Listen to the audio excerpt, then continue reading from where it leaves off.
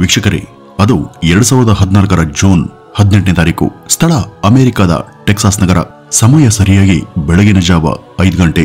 ಆಗ ಇನ್ನೂ ಕೂಡ ಸೂರ್ಯೋದಯ ಆಗಿರಲಿಲ್ಲ. ಅಲ್ಲಿಯ ಮೌಂಟೇನ್ ರೇಂಜ್ನ ಆಸುಪಾಸಲ್ಲಿದ್ದಂತ ವ್ಯಕ್ತಿಯೊಬ್ಬ ತನ್ನ ಬೈಕ್ನ ಮೂಲಕ ರಸ್ತೆಯ ತಿರುವಿನಲ್ಲಿ ಹೊರಟಿದ್ದ.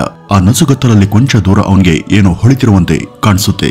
ಆ ಒಂದು ಕತ್ತಲಲ್ಲಿ ರಸ್ತೆ ಮೇಲೆ ಸಂಚಾರ ಮಾಡುವಾಗ ಎದುರಿನಿಂದ ಬರುವಂತ ಯಾವುದೇ ವಾಹನದ ಬೀಮ್ ಲೈಟ್ ಕೂಡ ಹೀಗೆ ಇರುತ್ತೆ. ಆದ್ರೆ ಇದು ಯಾವುದೋ ವಾಹನದ ಬೀಮ್ ಲೈಟ್ ಆಗಿರ್ಲಿಲ್ಲ. ಕಾರಣ ಅದು ಒನ್ ವೇ. ಅಲ್ಲೆಲ್ಲ ಒನ್ ವೇ ನಿಯಮವನ್ನ ತುಂಬಾ ಶಿಸ್ತುಬದ್ಧವಾಗಿ ಪಾಲಿಸಲಾಗುತ್ತೆ. ಆ ಒಂದು ಬೆಳಕು ಹಾದಿಯ ಪಕ್ಕದ ಕಣಿವೆಯಿಂದ ಬರ್ತಾ ಇದ್ದದ್ದು ಅವನ ಗಮನಕ್ಕೆ ಬರುತ್ತೆ. ಅವನ್ಗ್ಯಾಕೋ ಇದು ಬೆಳಕಲ್ಲ, ಬೆಂಕಿ ತರ ಇದೆ ಅಂತ ಅನುಮಾನ ಬಂತು. ಅದೇನು ನೋಡೇ ಬಿಡೋಣ ಅಂತ ಅವನು ಧೈರ್ಯವನ್ನ ಮಾಡಿ ಗಾಡಿಯನ್ನ ನಿಲ್ಲಿಸಿ ಅದ್ರ ಬಳಿ ಹೋಗಿದ್ದ. ಆಗ್ಲೇ ಅವನಿಗೆ ಗೊತ್ತಾಗಿದ್ದು ಅದು ಹೊತ್ತಿ ಉರಿತಿರುವಂತ ಕಾರ್ನಿಂದ ಏಳ್ತಿದಂತ ಬೆಂಕಿಯ ಜ್ವಾಲೆಗಳ ಪ್ರತಿಫಲನ ಅಂತ. ಹೊತ್ತಿ ದಗದಗನೆ ಉರಿತಾ ಇತ್ತು. ಕಾರೊಳಗೆ ಯಾರಾದ್ರೂ ಇದ್ದಾರಂತ ಅವನು ಎಷ್ಟೇ ಕಣ್ಣನ್ನ ಕೀಲಿಸಿ ನೋಡಿದ್ರು ಕೂಡ ಅವನಿಗೆ ಆ ಬೆಂಕಿಯ ಝಳದಲ್ಲಿ ಯಾರು ಕೂಡ ಕಾಣಿಸ್ಲಿಲ್ಲ. ಅವನು ಕೂಡಲೇ ಎಮರ್ಜೆನ್ಸಿ ಫೈರ್ ನಂಬರ್ಗೆ ಕರೆ ಮಾಡಿದ್ದ. ತಕ್ಷಣ ಫೈರ್ ಇಂಜಿನ್ ವಾಹನ ಕೂಡ ಅಲ್ಲಿಗೆ ಬಂತು.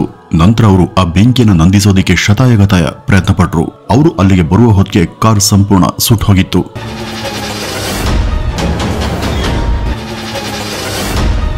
ಇದಾದ್ಮೇಲೆ ಅದರ ಬೆಂಕಿಯೆಲ್ಲ ಕಡಿಮೆ ಆದಾಗ ಅದರೊಳಗಡೆ ಯಾವುದೋ ಶವ ಗುರುತೇ ಸಿಗದಷ್ಟು ಸುಟ್ಟು ಸೀದ್ ಹೋಗಿತ್ತು. ಕೂಡಲೇ ಅದನ್ನ ವಶಕ್ಕೆ ಪಡೆದಂತ ಪೊಲೀಸರು ಮುಂದಿನ ಪರೀಕ್ಷೆ ಅದನ್ನ ರವಾನಿಸ್ತಾರೆ. ವೀಕ್ಷಕರೇ, ಈ ಒಂದು ವಿಡಿಯೋವನ್ನ ಈಗ ನೋಡ್ತಿರೋರಲ್ಲಿ ಯಾರಾದ್ರೂ ಫೋರೆನ್ಸಿಕ್ ವಿಭಾಗದ ವಿದ್ಯಾರ್ಥಿಗಳಿದ್ರೆ ಈ ಒಂದು ಕೇಸ್ ಅವರಿಗೆ ಕಲಿಯೋದಕ್ಕೆ ಬಹಳಷ್ಟು ಉಪಯುಕ್ತವಾಗುತ್ತೆ. ಏಕೆಂದ್ರೆ ಇದು ಅಂಥದ್ದೇ ಒಂದು ರೋಚಕವಾದಂತ ಕೇಸ್. ಈ ಒಂದು ವಿಚಿತ್ರ ಕೇಸ್ನಲ್ಲಿ ಸಾಕಷ್ಟು ಅನಿರೀಕ್ಷಿತ ಟ್ವಿಸ್ಟ್ಗಳಿವೆ. ಬಹುಶಃ ಫೋರೆನ್ಸಿಕ್ ವಿಭಾಗ ಏನಾದರೂ ಇಲ್ಲ ಅಂದಿದ್ರೆ ಇಂಥ ಒಂದು ಕೇಸ್ ಬಗೆಹರಿತಾನೆ ಇರಲಿಲ್ಲ ಅಂತ ಅನ್ಸುತ್ತೆ. ವೀಕ್ಷಕರೇ, ಅವತ್ತು ಸ್ಥಳಕ್ಕೆ ಬಂದಂತ ಪೊಲೀಸರು ಆ ಕಾರಲ್ಲಿ ಇದ್ದಂತ ಶವ ಯಾರ್ದು ಇರಬಹುದು ಅಂತ ಯೋಚಿಸ್ತಾರೆ. ಅದರ ಗುರುತು ಪತ್ತೆ ಹಚ್ಚಲು ಕೂಡ ಸಾಧ್ಯವಾಗದ ಹಾಗೆ ಅದು ಸುಟ್ಟು ಕರಕಲಾಗಿತ್ತು. ಅಲ್ಲಿ ಸುಟ್ಟು ಹೋದಂತ ಆ ಒಂದು ಕಾರ್ 1999ರ ಮಾಡೆಲ್ನ ಚೆವಿ ಕವಾಲಿಯರ್ ಕಾರ್ ಆಗಿತ್ತು. ಆ ಒಂದು ಕಾರ್ನ ಡೀಟೇಲ್ಸ್ ಅನ್ನ ಚೆಕ್ ಮಾಡಿದಾಗ ಅದು ಮಾಲಿ ಹಾಗೂ ಕ್ಲೇಟನ್ ಡೇನಿಯಲ್ಸ್ ಎಂಬುವರ ಹೆಸರಲ್ಲಿ ರಿಜಿಸ್ಟರ್ ಆಗಿದ್ದು ಗೊತ್ತಾಗುತ್ತೆ. ಟೆಕ್ಸಾಸ್ ನಗರದ ಲಿಯಾಂಡರ್ ಸಿಟಿಯ ನಿವಾಸಿಗಳಾದಂತ ಇವರಿಗೆ 2 ಮಕ್ಕಳು ಕೂಡ ಇದ್ರು. ಮಾಲಿ ಅವತ್ತು ಮಕ್ಕಳ ಜೊತೆ ಮನೆಯಲ್ಲಿದ್ಲು. ಕೆಲಸಕ್ಕೆ ಅಂತ ಆಕೆಯ ಪತಿ ಡೇನಿಯಲ್ ಅವತ್ತು ಕಾರನ್ನ ತಗೊಂಡು ಹೋಗಿದ್ದ. ವಾಪಸ್ ಬರ್ತೀನಿ ಅಂತ ಹೇಳಿ ಹೊರಟವನು ಮತ್ತೆ ಅವನು ಬರಲೇ ಇಲ್ಲ. ಹಾಗಾದ್ರೆ ಕಾರಲ್ಲಿ ಸುಟ್ಟು ಕರಕಲಾದಂತ ದೇಹ ಈ ಡ್ಯಾನಿಯಲ್ದೇ ಇರಬೇಕು ಅಂತ ಪೊಲೀಸರು ಗೆಸ್ ಮಾಡ್ತಾರೆ. ಅವರ ಗೆಸ್ಸಿಂಗ್ ಕೂಡ ನಿಜ ಆಗಿತ್ತು. ಅದು ಡ್ಯಾನಿಯಲ್ದೇ ಶವ ಆಗಿತ್ತು. ಪೊಲೀಸರು ಆತನ ಪತ್ನಿ ಮಾಲಿಯನ್ನ ಕರೆದುಕೊಂಡು ಬಂದು ಆ ಒಂದು ಬಾಡಿಯ ಗುರುತನ್ನ ಪತ್ತೆ ಹಚ್ಚೋದಿಕ್ಕೆ ಹೇಳ್ತಾರೆ. ಆದ್ರೆ ಪತ್ತೆ ಹಚ್ಚಲು ಕೂಡ ಸಾಧ್ಯವಾಗದ ರೀತಿಯಲ್ಲಿ ಆ ದೇಹ ಸುಟ್ಟು ಕರಕಲಾಗಿತ್ತು. ಆದ್ರೂ ಕೂಡ ಈತ ಉಪಯೋಗಿಸುತ್ತಿದ್ದಂತ ಕೆಲವು ವಸ್ತುಗಳಿಂದ ಇದು ಡ್ಯಾನಿಯಲ್ ಅಂತ ಆತನ ಪತ್ನಿ ಗುರುತಿಸ್ತಾಳೆ. ಈ ಡ್ಯಾನಿಯಲ್ ಆ ರಾತ್ರಿ ಚೆನ್ನಾಗಿ ಸ್ನೇಹಿತರ ಜೊತೆ ಪಾರ್ಟಿಯನ್ನ ಮಾಡಿ ಬೆಳಗಾಗದ್ರೊಳಗೆ ಹೆಣವಾಗಿ ಹೋಗಿದ್ದ. ಅವನು ಕುಡದಂತ ನಶೆಯಲ್ಲಿ ಆ ಕರ್ವಿಂಗ್ ನಲ್ಲಿ ಕಾರನ್ನ ವೇಗವಾಗಿ ಚಲಾಯಿಸಿದೆ ಆ ಒಂದು ಅಪಘಾತಕ್ಕೆ ಕಾರಣ ಇರಬಹುದಂತ ಪೊಲೀಸರು ಭಾವಿಸಿದ್ರು. 24 ವರ್ಷದ ಈ ಡ್ಯಾನಿಯಲ್ ಒಬ್ಬ ಮೆಕ್ಯಾನಿಕ್ ಆಗಿದ್ದ. ಇವನು ಅಪಘಾತದಲ್ಲಿ ಸತ್ತು ಹೋದದ್ದು ಅವನ ಆಪ್ತರು ಯಾರಿಗೂ ಕೂಡ ಹೆಚ್ಚಿನ ಚಿಂತೆಯನ್ನ ಉಂಟು ಮಾಡಲಿಲ್ಲ. ಅವನು ಹೋಗಿದ್ದೇ ಒಳ್ಳೇದಾಯ್ತು ಎಂಬ ಭಾವದಲ್ಲಿ ಅವರೆಲ್ಲ ಇದಾಗಿತ್ತು. ಅವನ ಅಂತ್ಯ ಸಂಸ್ಕಾರಕ್ಕೂ ಕೂಡ ಜಾಸ್ತಿ ಜನ ಸೇರಿರಲಿಲ್ಲ. ಅಲ್ಲಿದ್ದವರು ಕೂಡ ಅವನ ಬಗ್ಗೆ ದುಃಖಿಸ್ತೆ ಈ ಡ್ಯಾನಿಯಲ್ ಸತ್ತಿದ್ದೇ ಒಳ್ಳೇದಾಯ್ತು ಅಂತ ಮಾತನಾಡ್ತಿದ್ರು. ಇದರಿಂದ ಈ ಡ್ಯಾನಿಯಲ್ ಯಾರಿಗೂ ಕೂಡ ಇಷ್ಟ ಆಗದಂತ ವ್ಯಕ್ತಿ ಎಂಬುದು ಗೊತ್ತಾಗುತ್ತೆ. ಅವನ ಹಿನ್ನೆಲೆ ಕೂಡ ಹಾಗೇನೇ ಇತ್ತು. ಇವನೊಬ್ಬ ಅತ್ಯಾಚಾರದ ಆರೋಪಿ ಕೂಡ ಆಗಿದ್ದ.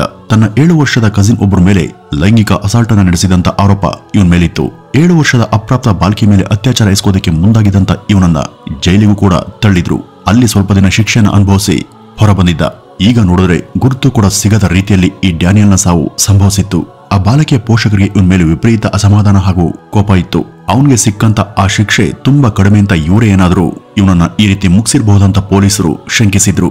ಇನ್ನು ಡ್ಯಾನಿಯಲ್ನ ಪತ್ನಿ ಮಾಲಿಯ ಬಗ್ಗೆ ಅನೇಕರು ಕನಿಕರವನ್ನ ವ್ಯಕ್ತಪಡಿಸ್ತಾರೆ. ಈಕೆ ತನ್ನಿಬ್ರು ಮಕ್ಕಳ ಜೊತೆ ಹೇಗ್ ಬದುಕಬೇಕು ಅಂತ ಜನ ಆಕೆಗಾಗಿ ಮರ್ಗಿದ್ರು. ಇದೇ ಒಂದು ಕರಟಸಿಯಿಂದ ಆಕೆಗೆ ಸ್ವಲ್ಪ ಹಣ, ಮನೆಯ ವಸ್ತುಗಳು, ಬಟ್ಟೆ ಬರೆ, ತರಕಾರಿ ಮುಂತಾದವುಗಳನ್ನ ಜನರೇ ಒದಗಿಸಲು ಶುರು ಮಾಡ್ತಾರೆ.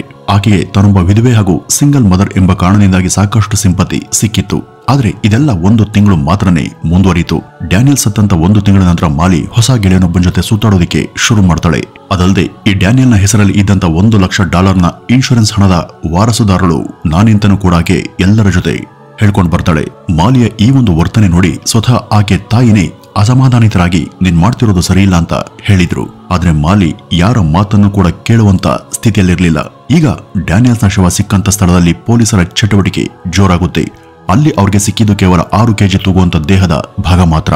ಇದು ಕೈ, ಕಾಲು ಅಥವಾ ತಲೆ ಹೀಗೆ ಯಾವುದು ಕೂಡ ಅಲ್ಲ.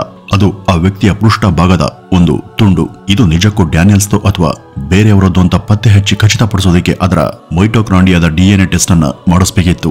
ಕಾರಣ ಅಷ್ಟು ಬೆಂಕಿಯಲ್ಲೂ ಕೂಡ ಸರ್ವೈವ್ ಆಗುವಂತ ಗುಣ ಇರೋದು ಈ ಮೈಟೋಕಾಂಡ್ರಿಯಾಗೆ ಮಾತ್ರ. ಹೀಗಾಗಿ ಈ ಡ್ಯಾನಿಯಲ್ನ ಹಿಪ್ ಬೋನ್ ಅನ್ನು ಪಡೆದು ಅದರ ಸ್ಯಾಂಪಲ್ ಅನ್ನ ಫೋರೆನ್ಸಿಕ್ ಲ್ಯಾಬ್ಗೆ ಎಕ್ಸಾಮಿನರ್ ರವಾನಿಸ್ತಾರೆ. ಆದ್ರೆ ಈ ಒಂದು ಟೆಸ್ಟ್ ಮುಗಿದು ಅದರ ಅಂತಿಮ ವರದಿ ಬರೋದಕ್ಕೆ 6 ತಿಂಗಳ ಸಮಯ ಬೇಕು. ಈ ಡ್ಯಾನಿಯಲ್ನ ಪತ್ನಿ ಅದು ಅವನ ಶವ ಅಂತಾನೆ ಗುರುತಿಸಿದ್ಲು. ಆದ್ರೆ ಆ ಶವ ಸಂಪೂರ್ಣ ಸುಟ್ಟು ಕರಕಲಾಗಿ ಕೆಲವು ಭಾಗಗಳು ಮಾತ್ರ ಸಿಕ್ಕಿದ್ರಿಂದ ಪೊಲೀಸರಿಗೆ ಇಲ್ಲಿ ಅನುಮಾನ ಇತ್ತು. ಅದು ಡ್ಯಾನಿಯಲ್ದು ಅಥವಾ ಬೇರೆ ಯಾರದ್ದೋ ಅನ್ನುವಂತ ಅನುಮಾನ. ಹಾಗಾಗಿ ಅವರು ಈ ಡ್ಯಾನಿಯಲ್ ತಾಯಿಯ DNA ಜೊತೆ ಅದನ್ನ ಮ್ಯಾಚ್ ಮಾಡೋದಕ್ಕೆ ಪ್ರಯತ್ನಿಸ್ತಾ ಇದ್ರು. ಈ ಒಂದು ಸಮಯದಲ್ಲಿ ಕಾರ್ ಸುಟ್ಟಂತ ಜಾಗದ ಸುತ್ತ ಏನಾದ್ರೂ ಮಹತ್ವದ ಸುಳಿವು ಸಿಗುತ್ತಾ ಅಂತ ಪೊಲೀಸರು ಶೋಧಿಸಿದ್ರು.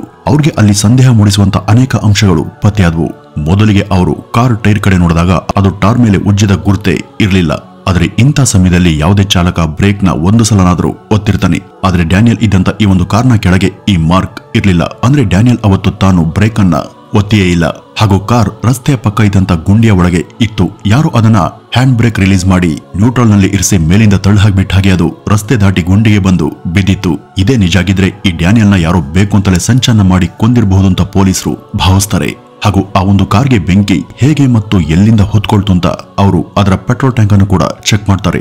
ಸಾಮಾನ್ಯವಾಗಿ ಯಾವುದೇ ವಾಹನ ಪೆಟ್ರೋಲ್ ಟ್ಯಾಂಕ್ ಘಾಸಿಗೆ ಒಳಗಾಗಿದ್ರೆ ಅದರ ಬೆಂಕಿ ತಗುಲುತ್ತೆ. ಆದ್ರೆ ಈ ಒಂದು ಕಾರ್ನ ಟ್ಯಾಂಕ್, ಇಂಜಿನ್, ಬ್ಯಾಟರಿ ಇವೆಲ್ಲವೂ ಕೂಡ ಚೆನ್ನಾಗೇನೆ ಇದ್ವು. ಈ ಬೆಂಕಿ ಈ ಒಂದು ಕಾರಿಂದ ಎಲ್ಲೂ ಕೂಡ ಬಂದಿಲ್ಲ ಅಂತ ಪೊಲೀಸರಿಗೆ ಗೊತ್ತಾಯ್ತು. ಕಾರ್ನ ಸೀಟ್ ಪೂರ್ತಿ ಸುಟ್ಟು ಹೋಗಿತ್ತು. ಈ ಒಂದು ಕಾರಲ್ಲಿ ಯಾರಾದ್ರೂ ಇದ್ದಾಗಲೇ ಬೆಂಕಿ ಹೊತ್ಕೊಂಡಿದ್ರೆ ಅದರಲ್ಲಿದ್ದವರ ದೇಹದ ಲಿಕ್ವಿಡ್ ಅಂಶ ಖಂಡಿತ ಬೆಂಕಿಯೊಂದಿಗೆ ಬೆರೆತಿರಲೇಬೇಕು. ಆದ್ರೆ ಕಾರಲ್ಲಿ ಯಾವುದೇ ದೇಹದ ಫ್ಲೂಯಿಡ್ ಅಂಶ ಪತ್ತೆಯಾಗಿರಲಿಲ್ಲ. ಹೆಚ್ಚುವರಿ ಪರೀಕ್ಷೆಗಾಗಿ ಕಾರಲ್ಲಿ ಸುಟ್ಟು ಕರಕಲಾಗಿದ್ದಂತ ಮೆಟಲ್ ಹಾಗೂ ಚಾರ್ಕೋಲ್ನ ಸ್ಯಾಂಪಲ್ ಪಡೆದು ಟೆಸ್ಟ್ಗೆ ಕಳುಹಿಸಿದ್ರು. ಲ್ಯಾಬ್ನಲ್ಲಿ ಗ್ಯಾಸ್ ಕ್ರೋಮಿಯಾಟೋಗ್ರಫಿ, ಮಾಸ್ ಸ್ಪೆಕ್ಟ್ರೋಮೆಟ್ರಿ ಎಂಬ ಮಿಷಿನ್ ಸಹಾಯದಿಂದ ಪರೀಕ್ಷೆ ಮಾಡಿದಾಗ ಚಾರ್ಕೋಲ್ ಲೈಟರ್ನಿಂದನೇ ಸ್ಪಾರ್ಕ್ ತಗಲಿ ಬೆಂಕಿ ಹೊತ್ತಿದೆ ಅಂತ ವರದಿ ಹೊರಬಿತ್ತು. ಅದರ ಅರ್ಥ ಯಾರೋ ಬೇಕಂತಾನೆ ಕಾರ್ಗೆ ಬೆಂಕಿ ಹೊತ್ತಿಸಿದ್ದಾರೆ. ಈ ಮಧ್ಯ ಇನ್ನೊಂದು ವಿಚಿತ್ರ ಸಂಗತಿ ನಡೆಯುತ್ತೆ. ಅದೇನಂದ್ರೆ ಒಮ್ಮೆ ಮಾಲಿಯ ತಂಗಿಯೊಬ್ಬಳು ಮಾಲಿಯ ರೂಮ್ಗೆ ಹೋದಾಗ ಅಲ್ಲಿ ಅಚಾನಕ್ ಆಗಿ ಅವಳು ಅನಿರೀಕ್ಷಿತವಾದುದನ್ನ ಏನೋ ನೋಡಿ ಗಾಬರಿ ಆಗ್ತಾಳೆ. ಹೌದು, ಅಲ್ಲಿದ್ದಂತ ಕಬೋರ್ಡ್ ಒಂದರ ಒಳಗೆ ಯಾರೋ ವ್ಯಕ್ತಿ ಬಚ್ಚಿಟ್ಕೊಂಡಿರೋದು ಆಕೆಗೆ ಕಾಣಿಸುತ್ತೆ. ಈ ಒಂದು ವಿಷಯವನ್ನ ಆಕೆ ಮಾಲಿಗೆ ತಿಳಿಸಿ ಇಬ್ರು ಕೂಡ ಅಲ್ಲಿಗೆ ಬಂದಾಗ ಕಬೋರ್ಡ್ ನಲ್ಲಿ ಇದ್ದಂತ ಆ ವ್ಯಕ್ತಿ ಅಲ್ಲಿರ್ಲಿಲ್ಲ. ಇಷ್ಟಕ್ಕೂ ಆ ವ್ಯಕ್ತಿ ಯಾರು, ಅಲ್ಯಾಕಿದ್ದ, ಆತನಿಗೂ ಮಾಲಿಗೂ ಏನ್ ಸಂಬಂಧ, ಅವನು ಎಲ್ಲಿ ಹೋದ ಎಂಬ ಸಂಗತಿಗಳು ಮಾತ್ರ ಯಾರಿಗೂ ಗೊತ್ತಾಗ್ಲೇ ಇಲ್ಲ. ಇಲ್ಲಿ ತನಿಖೆಯನ್ನ ಮಾಡ್ತಿದ್ದಂತ ಪೊಲೀಸರ ಕಿವಿಗೂ ಈ ಒಂದು ವಿಷಯ ಬೀಳುತ್ತೆ. ಈ ಡ್ಯಾನಿಯಲ್ ಸತ್ತಾಗಿಂದ ಈ ಮಾಲಿಯ ವರ್ತನೆ ಕೂಡ ಅವ್ರಿಗೆ ಅನುಮಾನವನ್ನ ಹುಟ್ಟಿಸಿತ್ತು. ಡ್ಯಾನಿಯಲ್ನ ಸಾವಿಗೂ ಮತ್ತು ಮಾಲಿಗೂ ಏನಾದ್ರು ಸಂಬಂಧ ಇರಬೇಕು ಅಂತ ಪೊಲೀಸರು ಭಾವಿಸಿದ್ರು. ಆದ್ರೆ ವೀಕ್ಷಕರೇ, ಈ ಒಂದು ಕೇಸ್ ಇನ್ನೂ ಆಗಷ್ಟೇ ಶುರುವಾಗಿದೆ ಎಂಬ ಕಲ್ಪನೆ ಅವ್ರಿಗೆ ಇರಲಿಲ್ಲ. ಇಲ್ಲಿ ನಿಜಕ್ಕೂ ಡ್ಯಾನಿಯಲ್ಸ್ನ ಸಾವಿಗೆ ಆ ಪತ್ನಿ ಮಾಲಿನೇ ಕಾರಣನ ಅಥವಾ ಅವನ 7 ವರ್ಷದ ಕಜಿನ್ನ ಪೋಷಕರೇ ಅವನ ಮೇಲಿನ ಕೋಪಕ್ಕೆ ಅವನನ್ನ ಕೊಂದು ಹಾಕುದ್ರ?